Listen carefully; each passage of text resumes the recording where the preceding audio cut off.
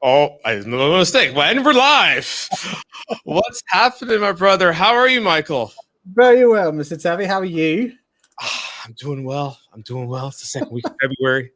Lots and It's, lots going on. Chinese New Year's upon us. oh, As you go yeah, for our we'll talk industry, about that. a lot is happening. A lot's going to happen. So, but yeah, it's been good.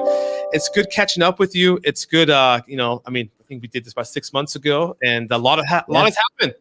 Oh, the market is booming. I think everyone's having the Oh most yeah. busiest last 5 weeks than they did in the whole 2020. Yeah, I mean, there were a lot of things coming in. I think projects are coming in, a lot of business coming in, a lot of quotes, a lot of things. Of course, everybody knows. I mean, it's public knowledge. I mean, the worldwide production shortage of allocation and things are going to that place is it's really getting into the nitty gritty of wow, productions, downtimes, automotive Yeah. factories are shutting down because they can't get components, and what does that mean for the industry? I mean, we can go over a lot of this stuff, but overall, I just want to get a little update with you, Michael, and see how are you doing, man? How's everything going on over there in the UK? How's the Yeah, not COVID bad. business? How's the business going on? It's been an interesting time, hasn't it? It's Yeah. the communication that we've had within this general market has been phenomenal.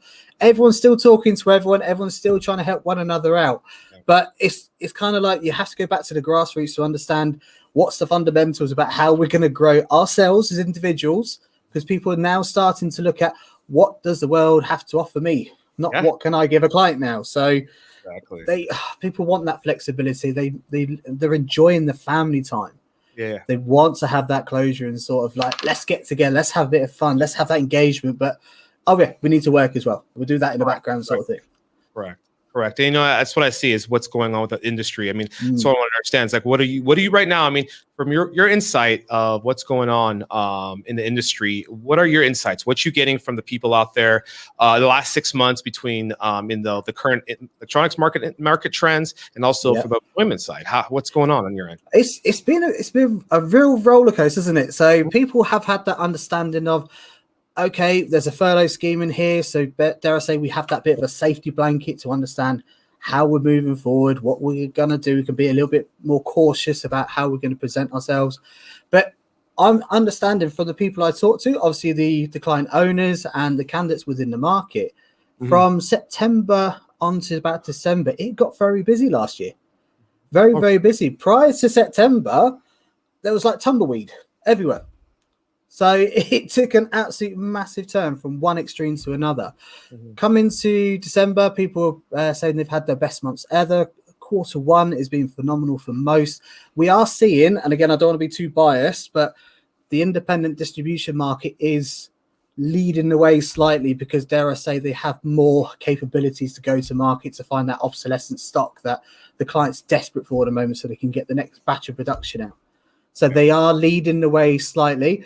It happens every time the franchise guys be straight on their derriere when we get closer in the year. So it will swing around abouts. But you'll know from obviously lead times, trying to get to market, trying to understand which sectors are going to be more buoyant than most this year. It's a whoever's got a crystal ball, I want an update. I need to know exactly what these people are thinking because it's not clear, it's not understood. People still have the uncertainty, but we're busy. We're very, very busy. Yeah, yeah. I mean, I can say as for the same too, as everybody's busy, and I think the industry has changed. The industry is evolving. People are still running a little bit to figure out how do we change? How do we get new customers? How do we do the supply chains changing? Everything's gone digital. Everybody has stocking distributors buying everything online. But at the end of the day, as you said, the independents, the hybrid distributors, or people coming in. It's like there's a big demand right now, and a lot of the big tier, the top tier one distribution are having challenges because they don't have all the services. They only have certain products. They can only do certain things. They're limited in scale because there's a lot of layers and corporate layers. But again, they're powerhouses because they have all the stock, they carry it, they have the interfaces. But again, the smaller players are also having to pivot too. They need to go digital. They need to build, like for ourselves, we're building a full new digital platform. Hopefully, my goal is by mid 2021, we'll have a whole new face and refresh and internet. But you need to go digital, and that's the number one thing that I've been seeing is not just we want a prospect, but we need to go digital to be able to touch more people, to have that presence and the prospect and get it. And it comes with the change of mindset of how we go to market, right? So I mean, we talk about this a lot. Yeah. So it's been an innovator in the market. So if you're going to do the same things over and over and over again, expect the same results. As the old quote say, was it Einstein's Einstein theory. famous quote? That's So nice. yeah. That's Einstein's theory. But Yeah. it's 100% true. The market Yeah. has changed, whether or not people Correct. want to admit it or not. There's a lot of people out there who are self-confessed dinosaurs when it comes to technology. These guys are pioneering at the moment. I've never seen so many hungry people get onto the digital platforms.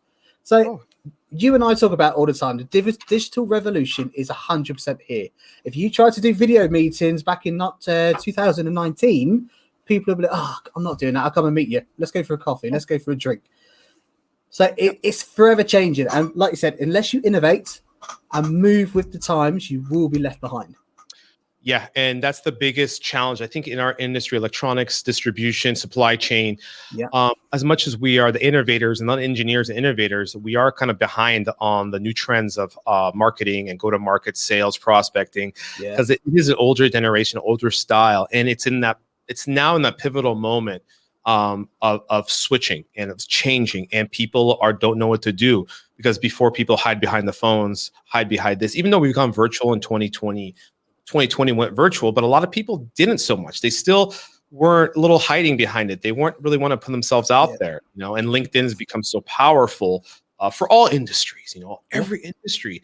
And it seems like our little industry has been, pulling back as much as it's still trying to find itself in the digital world. I actually think it's doing very well.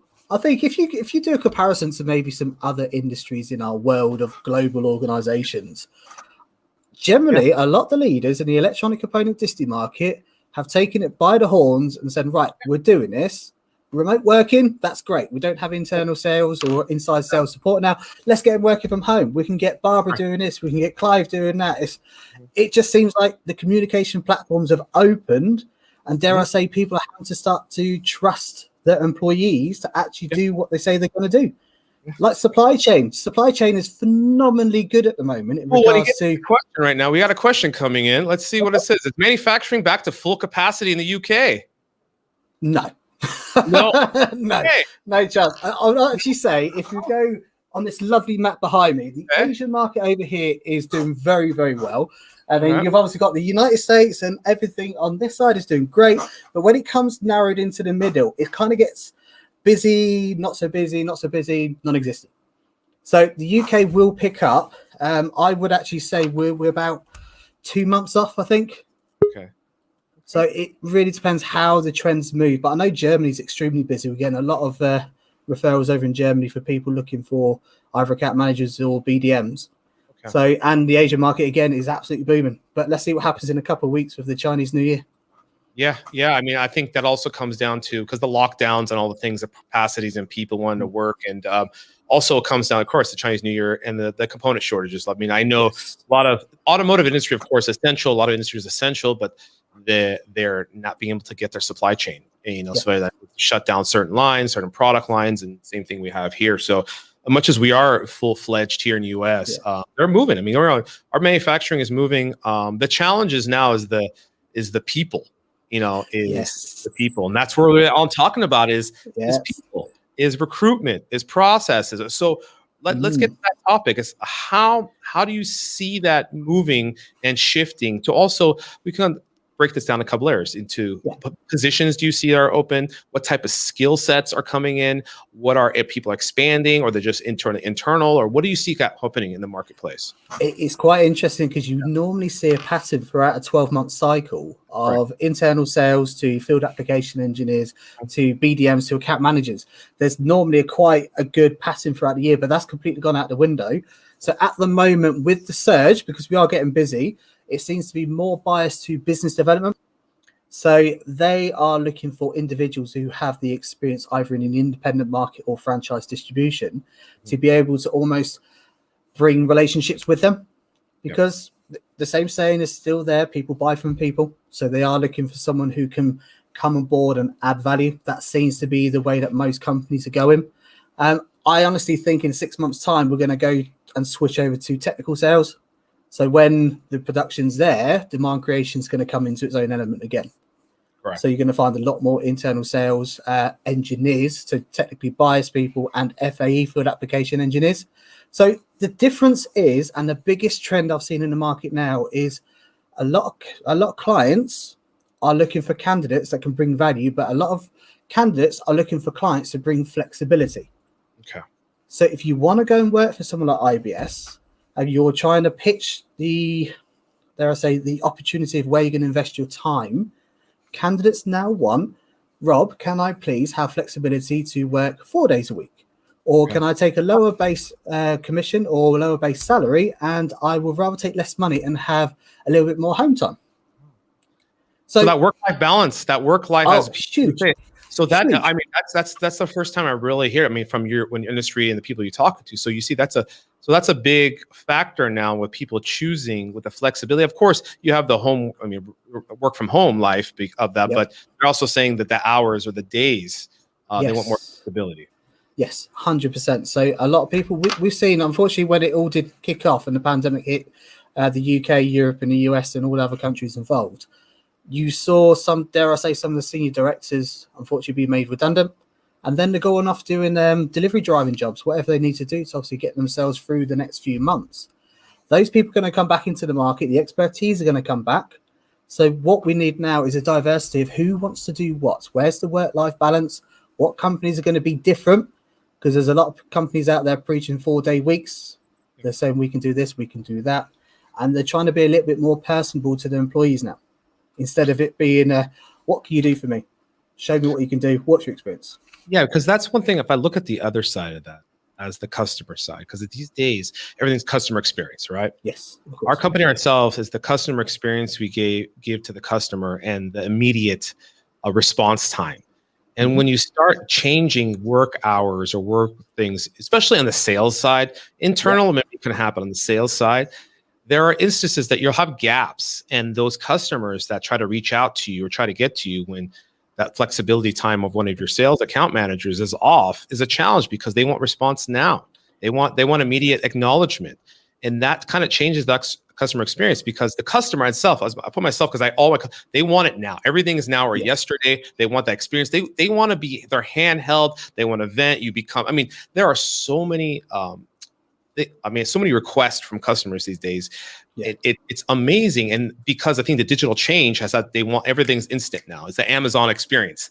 That's the Amazon way. I mean, if you've ever read that book, The Amazon Way, they set it up, but everything is about the experience. Everything's measured. How fast can you respond, the time and turnaround? And then that kind of conflicts with what the request of the new teams or new recruitment is, or some of the people. They want 4-day work weeks. They want more flexibility. Yes. That kind of detaches them from being able to give that ultimate experience to their customer, right?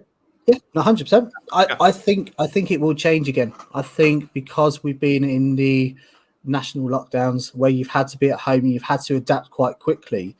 Dare I say, people are adapting to this quite nicely, but I think the easiest way to say it is people are going to start missing the camaraderie of being in an office and being with their colleagues, being with the people that they enjoy actually working with. So that will change, but I think we're still going to be in the same ruts until sort of May, June this year, where there's going to be working from home, be as flexible as you can. We'll be understanding. You support us, we support you. That sort of mentality. I think it's fundamental. Absolutely fundamental. Just on one point, we've had a few occasions actually over the last couple of months where clients have made, I want to say this nicely, they've made sort of allegations of, I can be quite picky about the certain people that I want to interview for my organization because it's a candidate-rich market. But I dare say it's never been a candidate-rich market. Even when people have been made redundant, it's still hard to find people with the relevant skill set and experience that will fit into your culture and organization. So we kind of need to get away from that sort of mindset of, if I want to, I can interview 10 people and find the right person. You'll be lucky to get 3 or 4 decent interviewers who know what they're doing and how to go to market. So I think clients, dare I say, need to come away from that mentality thinking they've got the pick of the crop, because there's still a shortage out there. Yeah, there is. And I think it's also the lack of some of the skill sets of some of the talent, and depending upon position. I mean, even I can give you an example for our office. I need to take a step back of sales. We all want to increase our sales, increase our bandwidth, increase our touch points to be able to get more exposure. Of course. But also the challenge is when we're outside the office and working from home during the last year, and it's hard to bring that environment of affirmation, of empowerment, of I think we're all doing it together, guys. Oh, I sent this video out, I sent this prospects, so I'm learning. Even though we have virtual this, it's still you lose that energy because you're sitting at home. And that's my opinion, as everybody has a different take on it. Yeah. My opinion is I need to have the workforce, majority of the salespeople, together, close together, so we can have these energized meetings, these challenges, and share experiences or things right away. You know, some of the things that worked, instant gratification, and that builds more morale. It builds energy, and it builds it going forward. But when we went to work from home, you know, it kind of took that energy out. You know, people who had current businesses or current clients, yeah, they could still talk, but the energy of evolution, of new skills. I'm being pushed because sometimes people I need to be pushed. I push myself, but I also get pushed by others because I'm curious, right? Yes. But some others generally aren't so curious. You kind of have to sometimes force it and show them and put the carrot out there. The worries. Yeah. These are the little challenges that as a recruitment comes in. I think in any industry, you know, that's having that kind of challenge. It's like, how do we bring on the skills, people from the entry level to mid-level to high level. High level, I mean, these guys should have the skill set, but the entry level, bringing the new generation, as you know, we're talking. I think that's a good point. New generation, that is fundamental moving forward. So I know you've got some very interesting insights to how you're going to get these sort of new generation of, I want to call them sales marketeers, because all the new people coming into the market are marketeers. They're people that know how to use social media platforms to a very good level. So it's, again, marketing is going to be key in any of this. So I'll be interested to know how you're going to do that in your next generation. Yeah, I mean, I have a question for you. I mean, when some of these companies you work with, have they ever brought up like brand, or how the recruitment of branding their company and branding the salesperson or people working? Has that conversation come up on the branding aspect? Only recently. So if you 2 years ago, no. Not in a million years. Clients were just more interested about, let's get people in and let's get, dare I say, plug and plays, people that can come in and crack on with the job. I think people are becoming a little bit more smarter with the digital revolution to have salespeople that can also give brand value. Having that marketing, getting people following their LinkedIn page, actually putting content out on LinkedIn that's relevant and people want to read. It's just being relevant. I think most companies are now starting to pay attention, and they know, as much as they can get sales, the long-term ambition is to have sustainable sales. And you're only going to do that by building a brand. Hence what we do as a recruitment agency, what you guys do as a component distributor. You're nothing without a brand. And I think that's fundamentally important. That's why everyone needs to get on the bus and be in the same direction. Yeah. That brand, I mean, you nailed it. You hit on the head right there. The brand is big. The personal brand and the company brand should be synonymous together. But at the end of the day, it's who is Michael Roberts? Oh, you know, what brand is he? And then who you work with, right? And these are things that but that putting yourself out there and people know they can recognize it. And then when you contact somebody, they know, oh, I saw something of yours, or I heard about your company, I've heard about you. That actually earns you time. It gives you their time, or actually even give you a seat at the table to even be able to pitch them to sell them a product, to get that requirement, to get that information. That is the brand recognition out there. And it comes to, as I said, for me, is like, how many of your companies you work with, do they audit their LinkedIns? Do they have a LinkedIn profile? Do they have social media feeds? Do they have a brand? Is that required now? I think it is 100% what they're doing moving forward. Interestingly, most people haven't actually had a brand awareness. The simple thing like a business page on LinkedIn can be very powerful if you use it correctly. Having a following, people generally interested in what you actually do on LinkedIn and how it moves.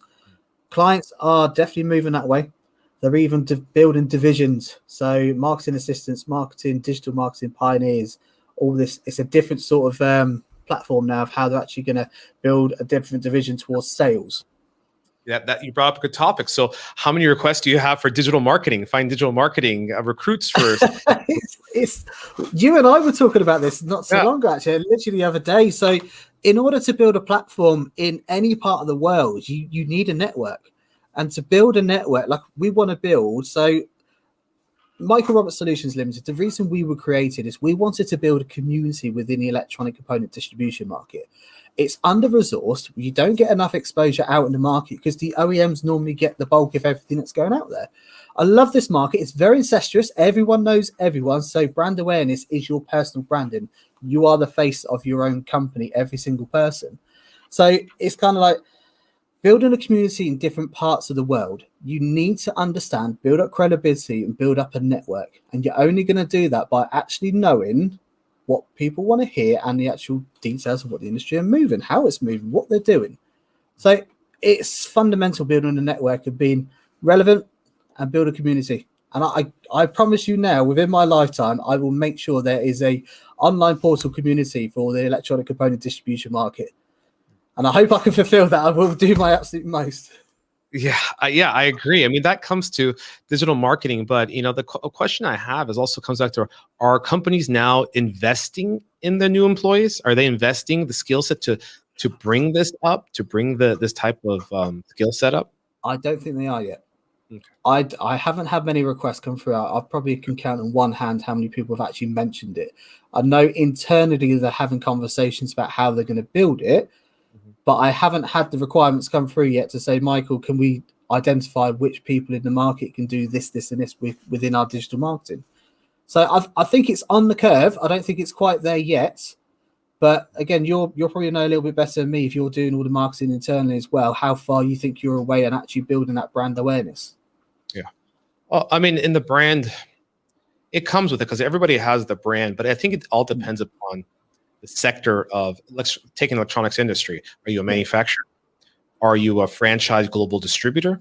Yep. Are you a trading company or independent broker or in this?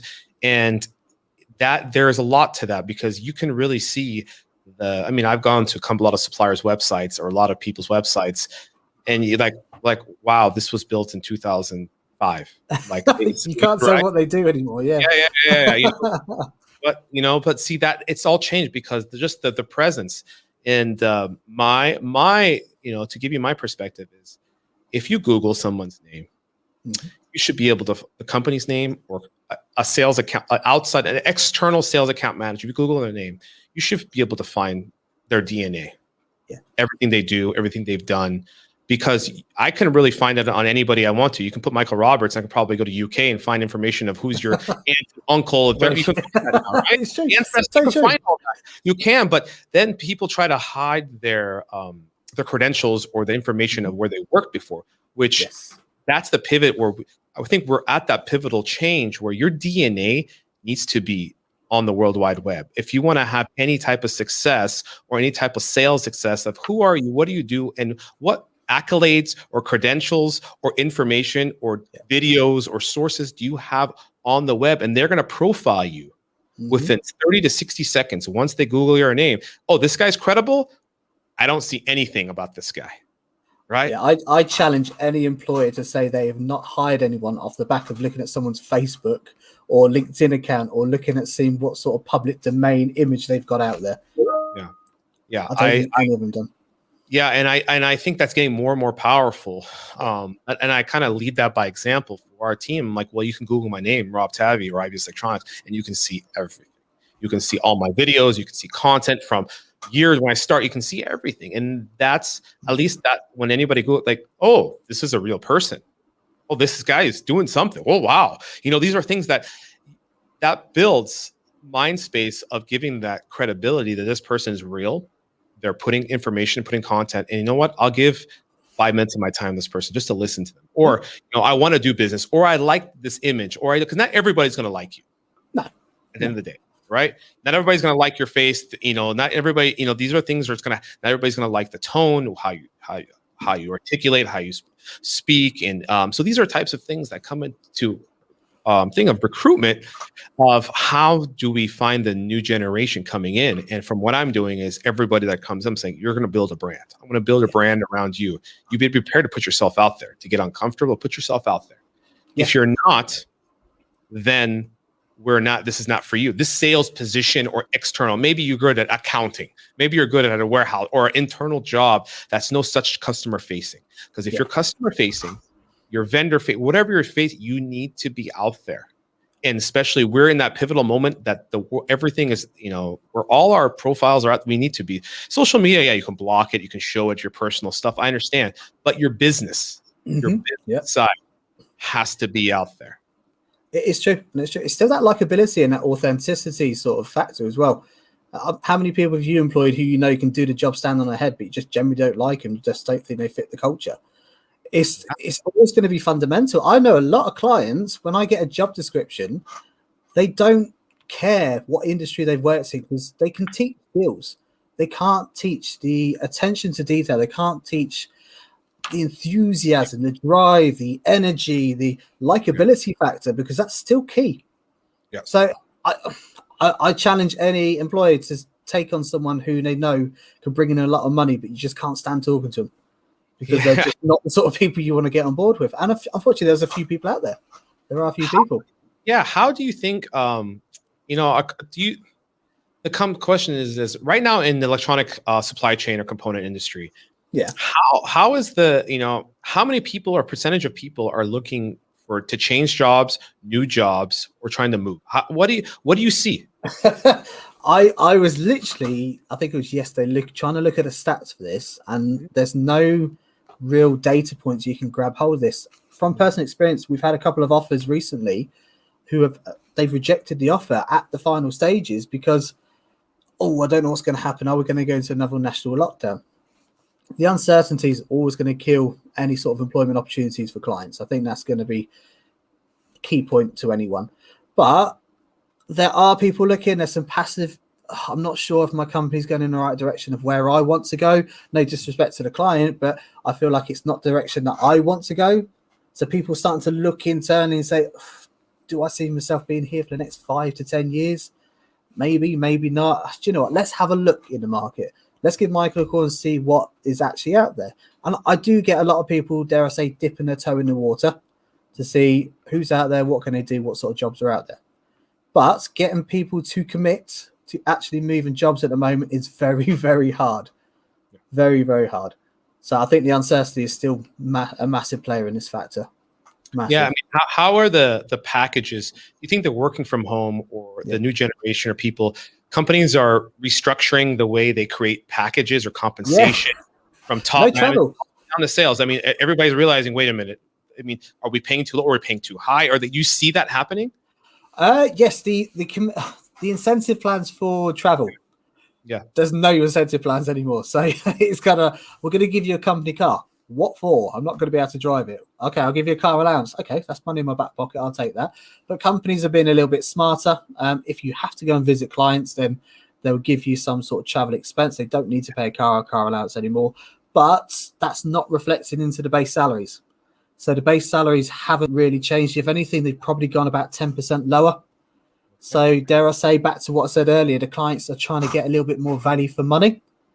And to be fair, the candidates just want the flexibility to work from home. They haven't got to commute anymore. So that's an extra hour and a half per day they can put back into their job. But I honestly think people are going to get bored. I think they're going to get sick and tired of working from home and want to get back in so they can rub shoulders with you, Rob, and understand what makes you tick. How was your weekend? How's the wife? How's the kids? What have you been doing? They kind of miss that sort of interaction. Small talk, I'll probably call it. Yeah, I agree.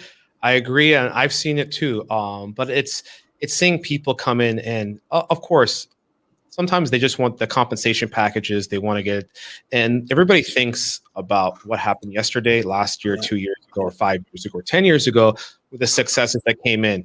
And that's the biggest challenge I find is everybody talks about the past, but everybody talks about the future. I did this, but what have you changed for today's skill set that has allowed you to be able to evolve? Yeah, what you did in the traditional ways of sales, door to door, go door to door sales, or just having relationship, or just talking to people, telephone, email. It worked back then, but today, just to get mind share, to even see that you're there, it's completely changed. And that's why, I mean, we're talking right now on a podcast, going live on LinkedIn. We're going live. This is something that, I never did, talking about really what's going on. And you see the people, the new The new people coming to the market are changing jobs and thinking that they could be successful off the skills they knew before, and not really investing in themselves to evolve to the current standards of getting uncomfortable. Because when people are comfortable, they don't evolve. When people are comfortable, that's where you evolve. Yes. It's quite an interesting point there. But would you not push that back to maybe the employer to incentivize the employee to do a little bit more above and beyond, get them to be part of the journey, the innovation journey? Leading by example. Yes. Right. That for me, it's leading by example. I cannot tell my team to do something that I haven't experienced myself or shown them to do. And that's why I think a lot of leaders, or, go to corporate area, a lot of the things that going back to like the Elon Musk, I would say the top guys, really, he is fully involved in everything. He can tell you full production about everything that goes on. Then you talk to the CEO of another bit high automotive company. They have no idea what's going on in production. They're totally disconnected.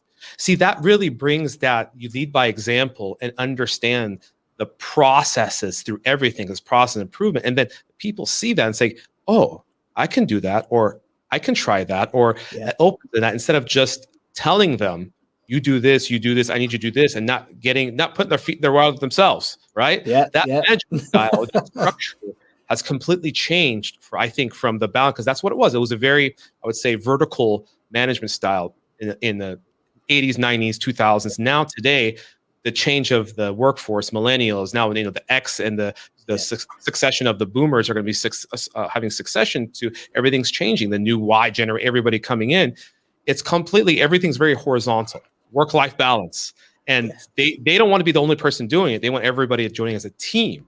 And it's hard to do things as a team when you're remote. It's hard to lead by example when you're remote. It's hard to figure things out. And that's the learning curve that I think that a lot of companies the challenges they're having is, how do we lead by example, by showing them, but doing it remotely, and it's tough. It's ridiculously tough. If you think like American Undercover Boss, have you ever watched that program? Yes. Absolutely amazing. Imagine every CEO or sales director or any director level person within an organization, a corporate organization, because the smaller entities obviously know the processes quite intimately. So someone on a corporate level going back down to basics, and you're absolutely 100% right. It's the systematical approach to how are we going to generate new sales, having a workforce that's not at our fingertips. It's that element of trust, then giving your guys that autonomy to make their job their own. People love it. People want to get entwined and involved in their work. Again, a lot of people love what they do. I've met a lot of interesting people in this market who generally love servicing their clients, love being a resourceful person, finding those components that Joe Bloggs down the road couldn't find, because you come to me every time because I'm the best. That sort of attitude, that sort of mentality. But 100%, the pioneers are the business leaders. If the business leaders are not getting it right now, unfortunately, you are going to suffer short term, because everyone always adapts. You're going to suffer short term attracting the better staff if you are looking to build a new sales team or build a new division, because people do pay attention to this, and it is fundamental and part of the processes, system processes. That is a massive way forward. 100% way forward. And I 100% agree about that. Everything's a process system. And also at the end of the day is you need to put yourself where the people are at. You need to put yourself in the pool of where the people are at. And I think in the past, a lot of people weren't doing that as much. Now with technology, I think it's much easier. You can put yourself in any seminar, anything virtually, anywhere, and contact anybody much easier. Before you went to a trade show and there was tens of thousands of people, you can't really put yourself in the middle. Everybody look at me. You'd have to network, but a lot of people don't. But at the end of the day, it's like today, I think it's the easiest place, especially with digital world and social media and all the things we have. Put yourself where the people are at. And ask the leaders, connect, share information and put yourself out there to learn and stay curious. And that's the one thing I think is people have, either it's the self-esteem or the confidence that they think they know. You need to be brave. You need to be brave to make these. Brave, but being brave and asking questions is how we learn. Right. And don't be afraid of failing. God knows how many times I've got on a video call and said the wrong thing because I'm just trying to get my opinion across. I'm really bad with words at the best of times. So Well, don't worry about messing it up. At the end of the day, sometimes it works to your advantage because you're just a human being giving authenticity to something you love doing. Just Yeah. be yourself. If they don't like that, then move on to the next one who will like it. There's a lot of business out there for everyone. You don't need to win them all. Yeah, that's what comes to like now. What are you seeing as the in the industry? What are the positions of highest demand? What do you see? Is it sales still, or are there other positions? Yeah, account manager. When they call it account manager, it's actually business development manager. But they're going to inherit maybe a few accounts, so they're going to be 70% business development, 30% account management. That seems to be the normality at the moment. It's quite interesting. We call it the surge internally here at MR Solutions. So we're saying if you're a surfer and you feel the surge, we're about to crack over on a wave. So you've got to get your momentum, start building up, start splashing, getting onto the wave, and then ride the wave down. But unless you do that sort of paddling, that sort of continued effort every day, so we call it the compound effect. I don't know if you've read that book, which is amazing, by the way. Compound effect every day. Get the team on board, have clear structure about what you're trying to achieve, and just go and do it. Little bit by little bit. Don't try and conquer the world in one day. So onto that, or what are since that's the highest position, what are the challenges that the employees are facing trying to get new business development people or with the current team? I think it's getting commitment from the business development people that actually want to come across to the new clients. Mm-hmm. It's still uncertain. It's still massively uncertain. So if you're going to attract someone, 2 years ago, Rob, if you wanted to attract a very good salesperson, you could wave a bag of money in front of them and they'll be yours. It was quite simple in that respect. Now you've got to be a little bit different. So attracting new salespeople into the organization has to be autonomy of how you're going to build up your network. What clients can you actually generally bring on board now? Because not all industries are back up and running properly. So some people are doing the medical market, are having a great time with it at the moment. Some obviously doing the aerospace and defense. It's still doing well, but the aviation side, obviously, excuse the French, has gone nosedives. So there's a lot of very good salespeople out there in markets that are not very buoyant. But when those markets become buoyant again, oh my God, these guys are going to be laughing. But at the moment, they're almost undesirables, which I think is a massive shame because these guys have so much potential, but they've just focused so much in one market, being micro niche in the industry, and it will pay dividends later in time. But unfortunately, in the short term, it's not. Yeah. But finding salespeople is going to be the biggest challenge for any company in 2021. Yep. I 100% agree. As we've been doing it. We've been working together and seeing what the challenges are, because we see that the new talent or the new people, even come the management side, they don't have so many skill sets that the old traditional people, they can't do multitasks. And there are people still can do multitask, but they're mostly single task oriented to one position. If you ask them to wear multiple hats, they get confused. They say, it's not my job, or this is not my responsibility. And that's, of course, that comes from culture, right? Yeah. Culture of doing it depends on the size, but it's like, I don't know that. I don't want to get involved with that. That's not my job. And in my opinion, it's like, you stay curious, learn it, at least learn the processes, is because the more information you learn, the more skill set you have, the higher you could kind of go in the totem pole of management skills, of delegation, of understanding of processes, of understanding how to read data, the data manage, all these things that come into play as a talk new generation. I'm like, you guys should learn everything from all the process. Even my father, he always says, like, start everybody work in the warehouse and move them through the whole company. Yeah. Because they know how everything operates. So they don't have to ask questions when something doesn't go right or something doesn't go wrong. They know how incoming, outgoing, they know the process, the QA, they know how purchasing works, they know the sales side, they know the finance side. If they don't get the whole scope of that, it's kind of hard to kind of understand and get your wraps around, because you're always blaming someone else for a problem instead of saying, oh, I understand. Oh, I understand. And then you can come across talking to the customer to get that information and sell them, hey, this is the challenge we're facing. This is what happened. And instead of getting as I said, talking to some of the big companies, like, oh, why did my shipment go out? They don't know. They're completely disconnected. Oh, it was late. We had a shipment. What was the delay? Okay, thanks. But sometimes the companies want corrective actions. These things come into play. It's like, we're late. Companies you deal with, it's like, hey, we have a line down, especially in our industry. There's a problem. We want a corrective action. How are you going to fix this? We have a defect. So these are the things that, in my opinion, it doesn't matter how to call it, we should have that full 365 training, even though they don't need to do it, to understand the perspective, because the larger perspective you have, the better you can look at the different angles, right? Yeah, no, But if 100%.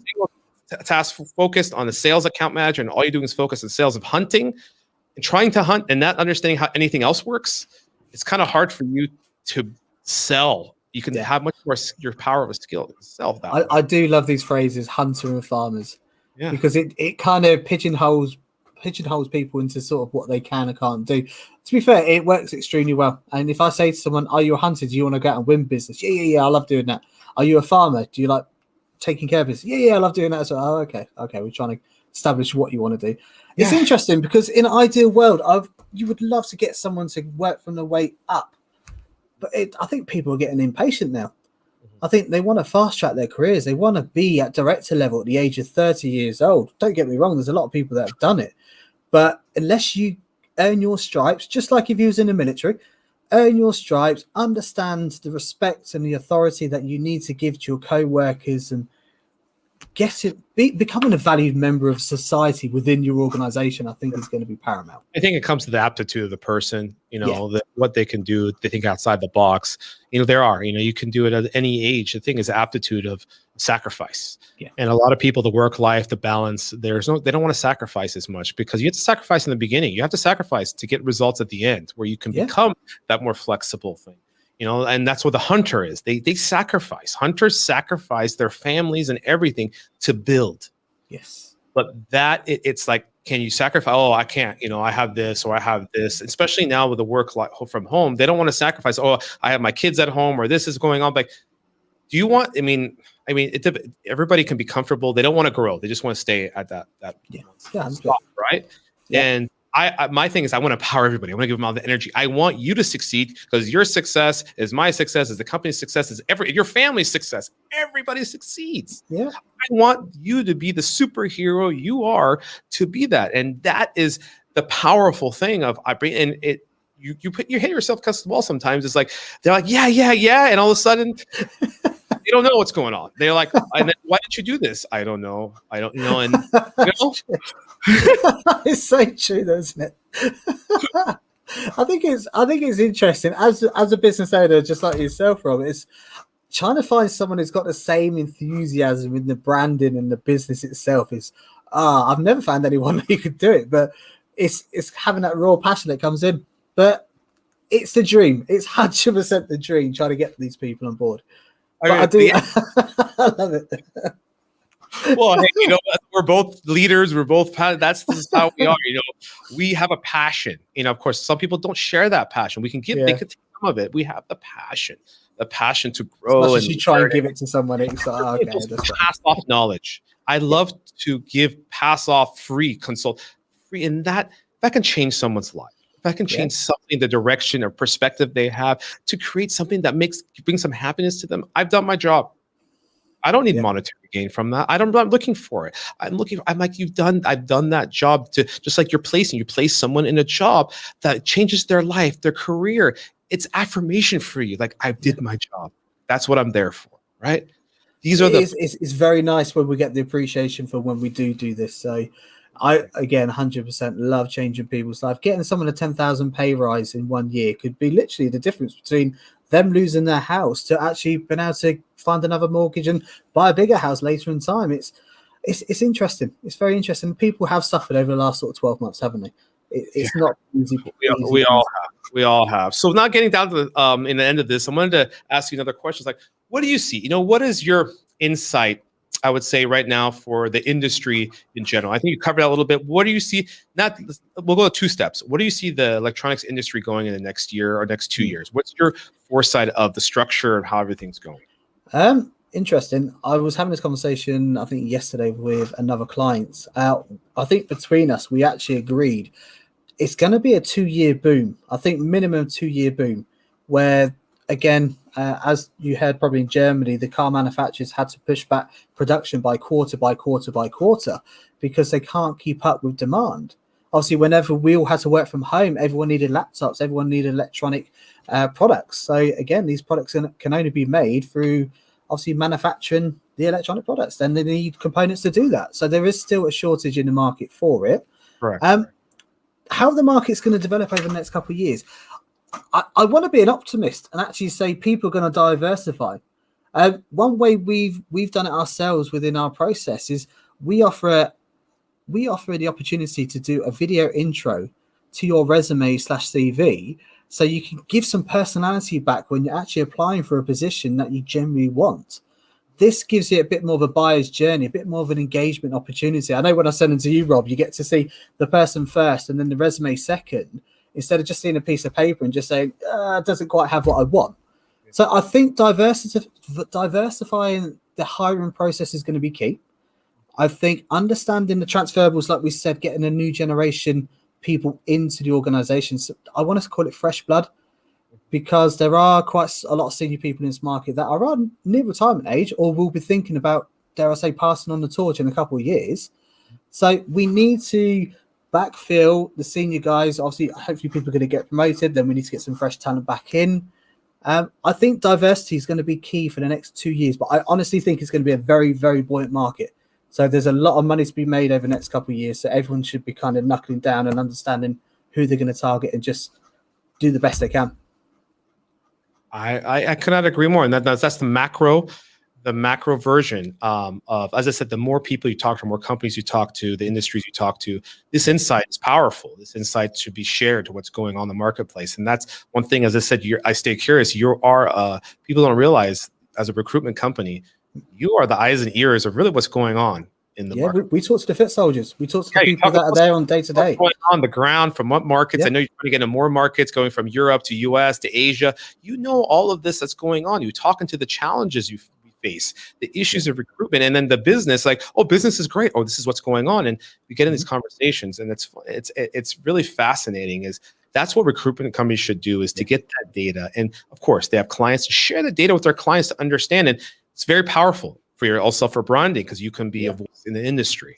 And that's what I like about you. That's why the first thing that turned me on to you is Michael Roberts should be a voice in the industry, because you're hearing it from everybody. You should be connected to more people. And that's where, as I said, your success is my success on that end. And that's I want to grow that has to be, right? Yeah. And that's what we've shared, a lot of conversations, a lot of things going on, and I love it. I love what you're doing, and I wish you the best success for 2020. No, vice versa. I know you're making pioneering moves, so thank you for also being doing the best I can, and trying to lead the way, and also staying positive at the same time. Yes, we all feel some of those days. I mean, it's not see that wood wall. I hit my head against that wall. Right? It's like, am I doing the right thing? Am I making the right move?